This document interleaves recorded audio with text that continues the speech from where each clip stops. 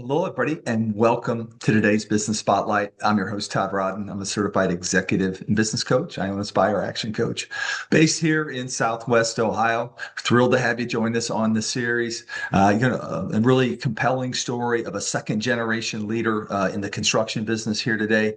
Alec Shellabarger, who's the president and CEO of Arcon Builders, really proven provider of both commercial and residential construction here. He's going to tell more about that story. If you're new to the series, we're thrilled to have you join us.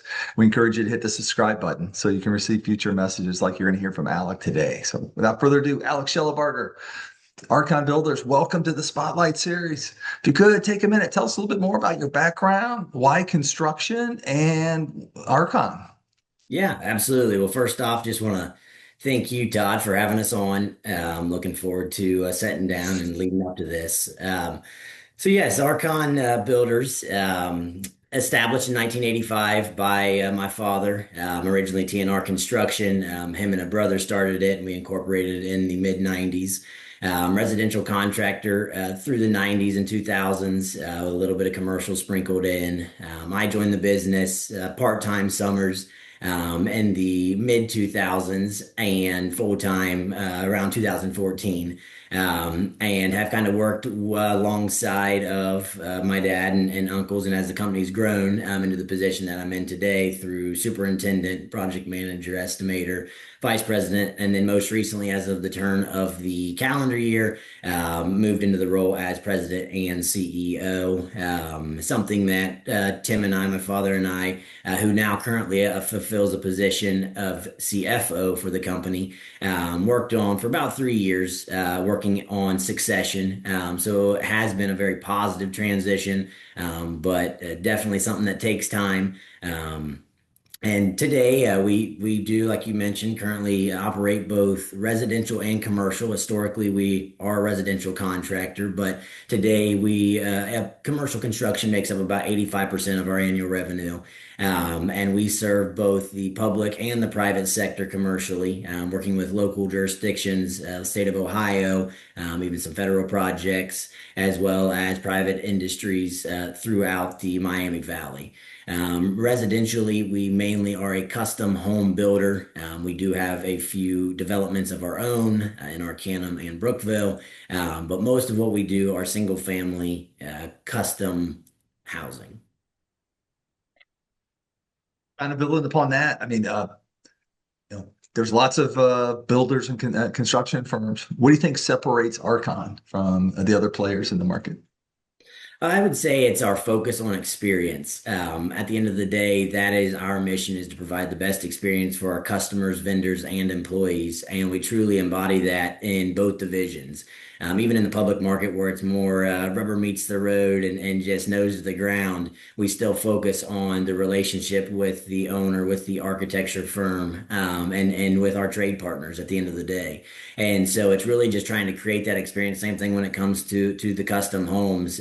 From the first the onset of the project, whether it's providing renderings or paintings of the house to the turnover and the kind of the walkthrough and some of the just making it personal, making it feel like it's truly an experience, a positive experience, and something that a lot of what we do, a lot of our marketing per se, or our clientele is word of mouth, and that's because of the experience that we create. So we just really put emphasis on creating a good experience. At the end of the day, I would definitely say that construction, I think with most industries, construction comes with hurdles. It's guaranteed we're gonna run into obstacles,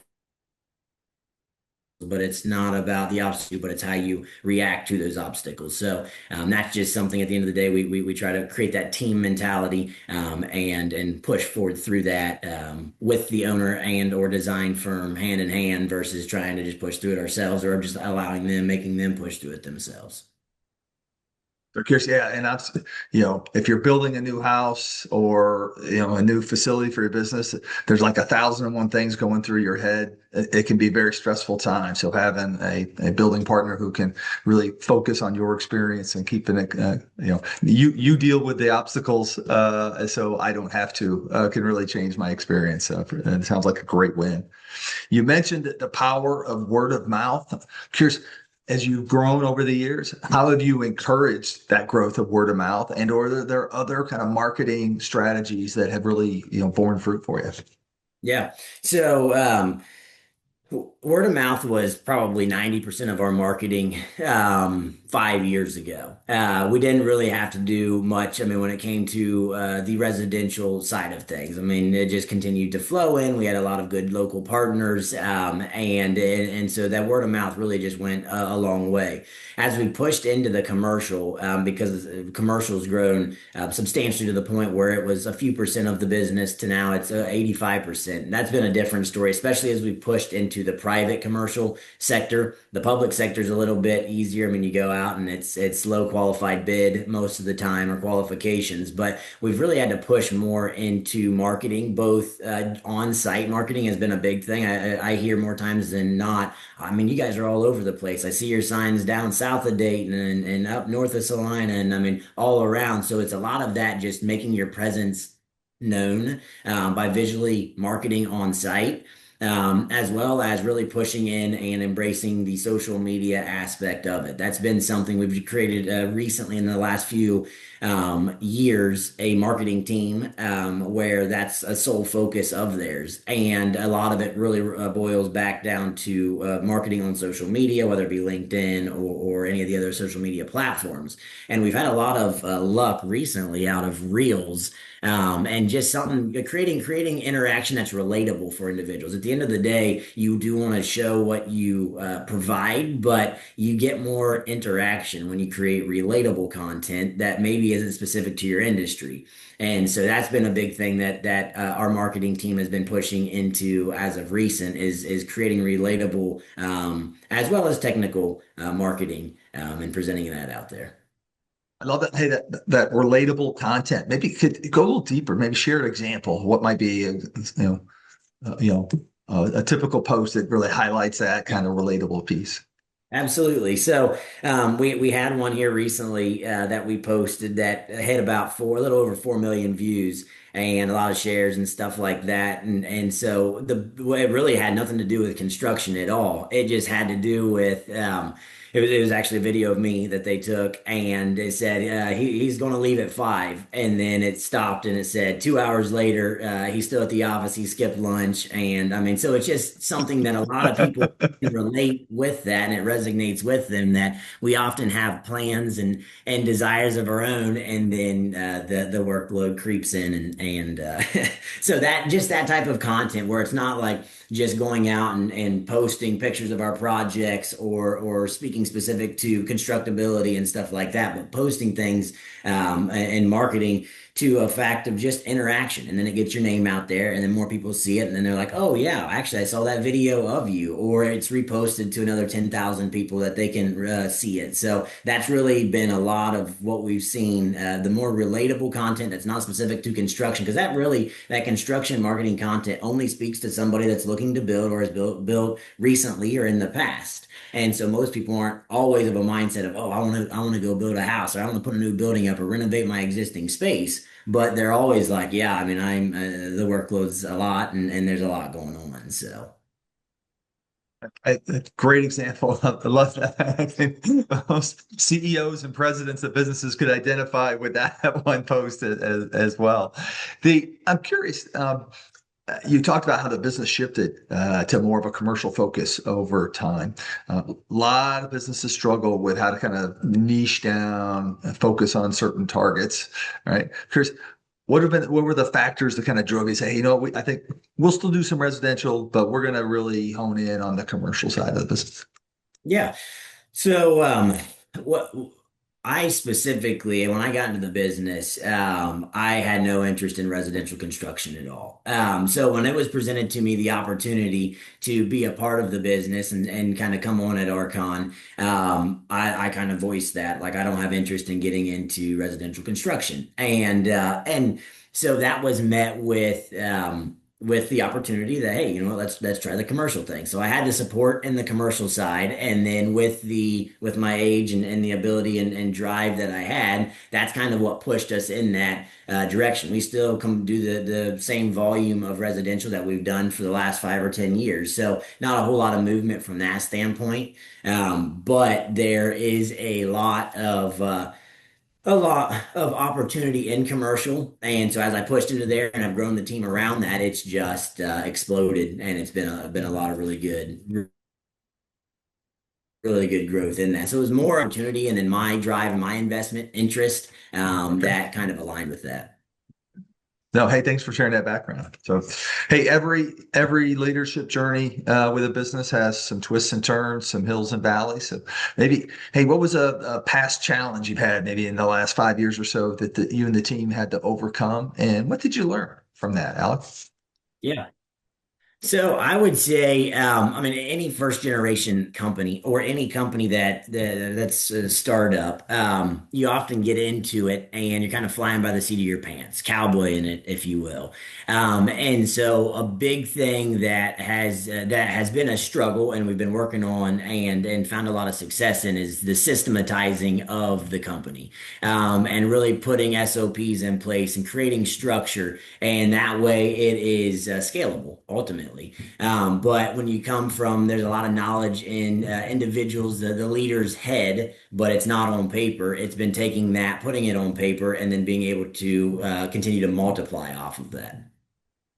Okay, good. Yeah, a perfect example, a core need for scaling. So as we sit here today, what's a challenge you and the team have in front of you that you're trying to figure out?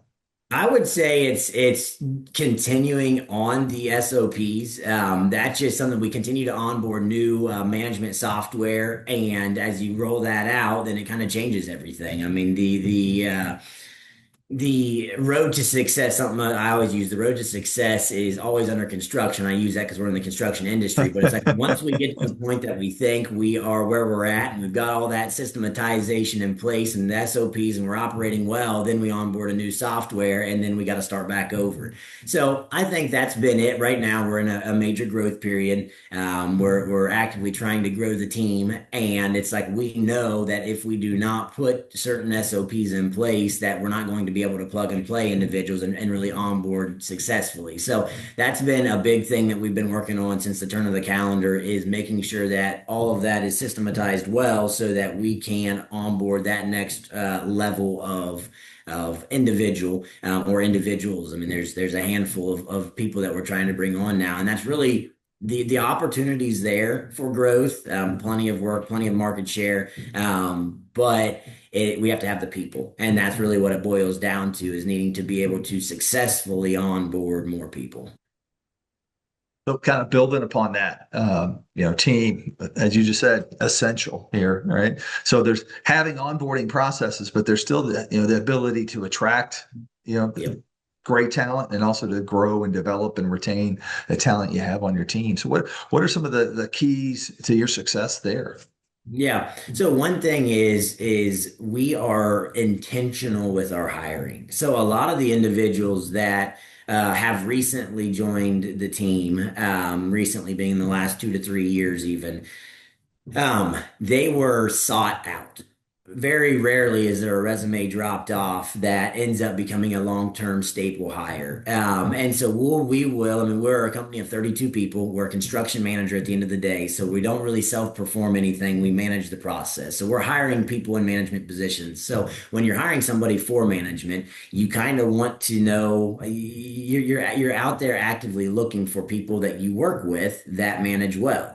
So I mean, most of the people that we've hired, the last five, say, plus or minus hires that we've had, have been people that we've worked with for years. And it's like, you know what? I'm going to earmark that individual, and there's going to become a time that I'm going to offer them a job, and or I'm going to try to say, hey, if you're ever looking to make a move, or there's ever any whatever it is, at that point, reach out to us. So that's kind of the conversation that we have with a lot of people. It's just like, I mean, we're always hiring, we're always looking to grow somebody, and if you align with who we are, our morals, ethics, beliefs, you do what you say you're going to do, and then at that point, I mean, there's always an opportunity. Now we're not out there trying to pull our trade partners' talent, but we are out there saying.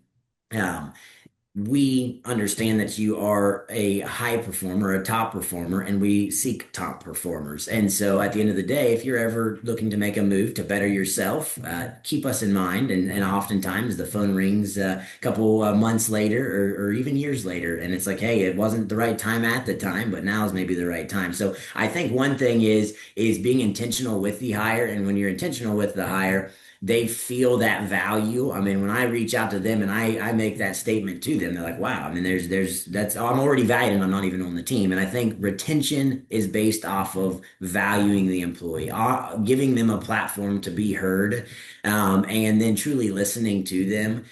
Oftentimes, oftentimes individuals managers will sit down with employees or subordinates, and they will ask for input, and how can we change, how can we do better, how can we grow, what do you need to be successful, and the employee will state it, but it's not truly heard and then acted upon.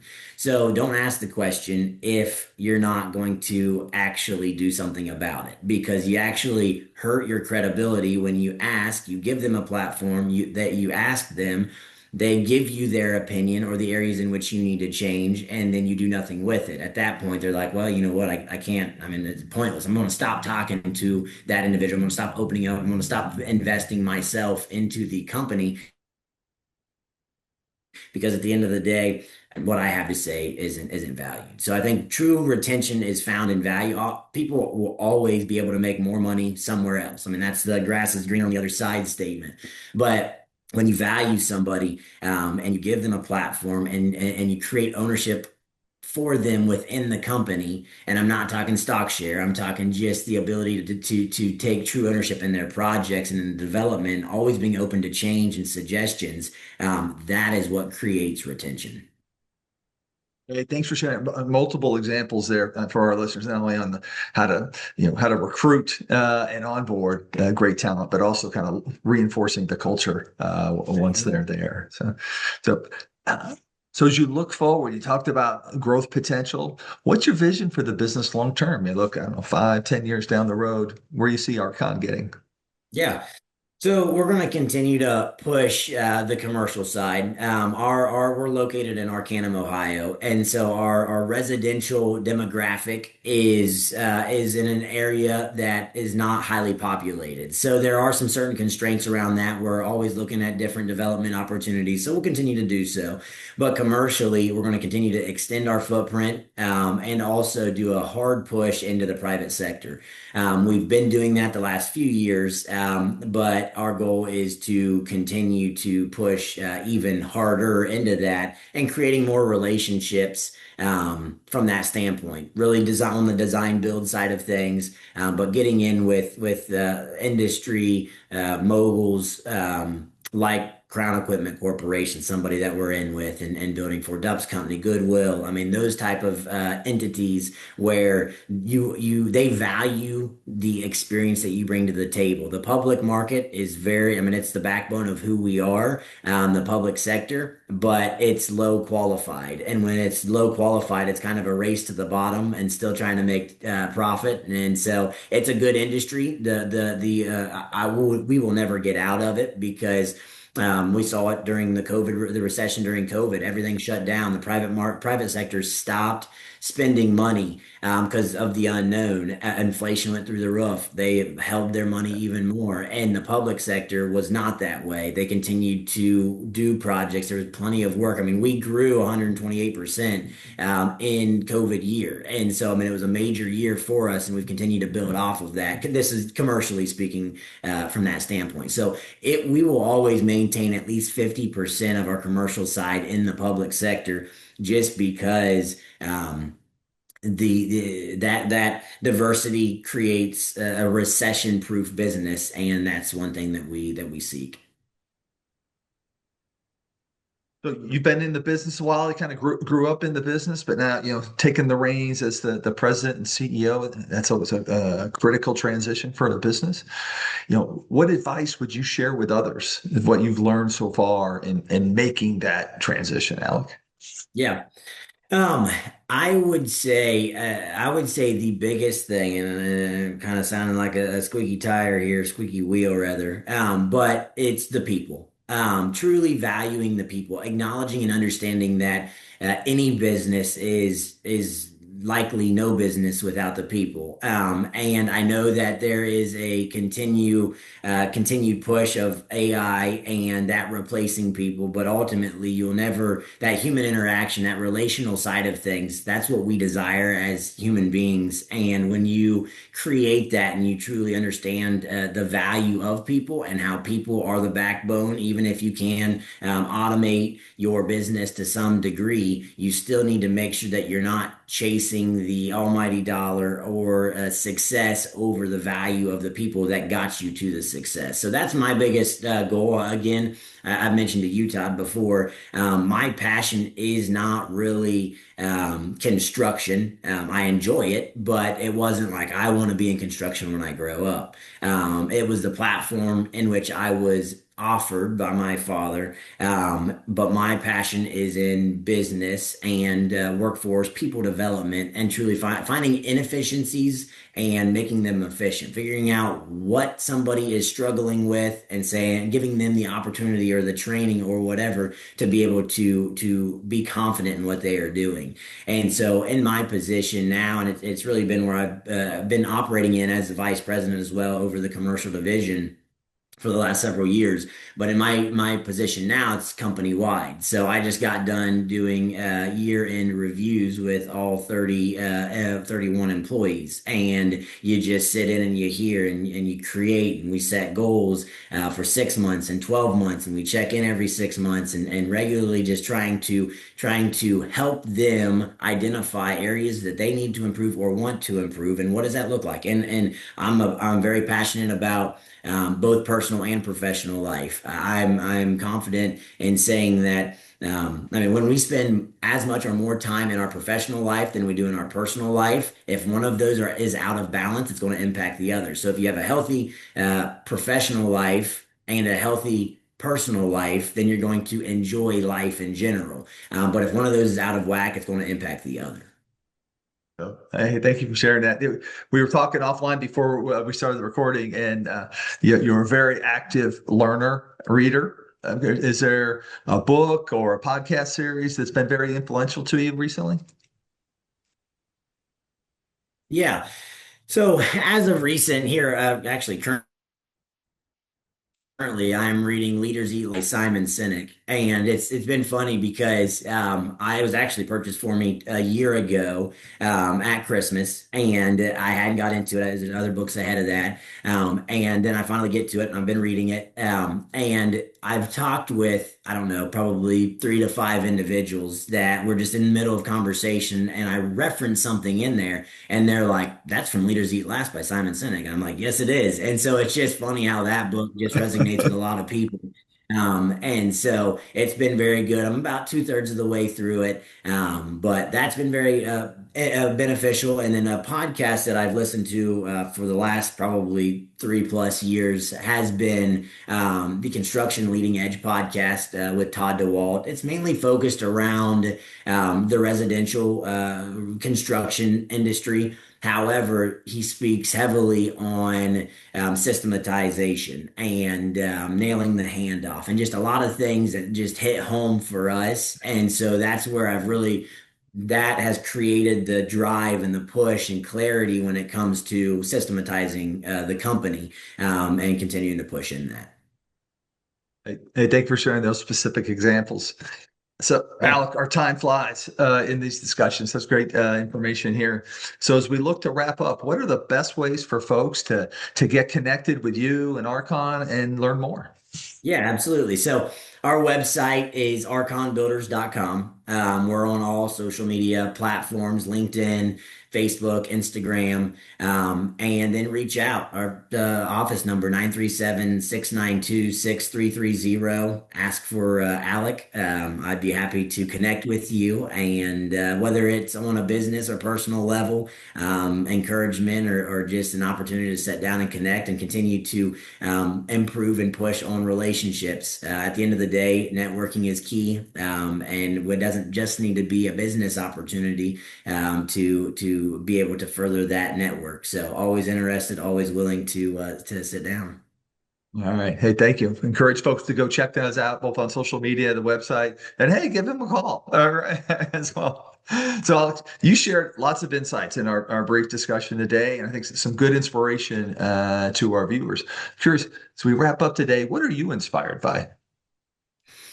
I am inspired by going back to the people. I mean, when you hear somebody and you truly listen to them and you see when you value them, the amount of ownership that they take, and the growth potential that that creates, I'm inspired by the people of Arcon every single day, and the team that we have, and I'm very thankful and grateful for them, and I thank God every day that I can come to work in a place that I'm valued as a leader and that I can reciprocate that value. So I'm inspired by the people.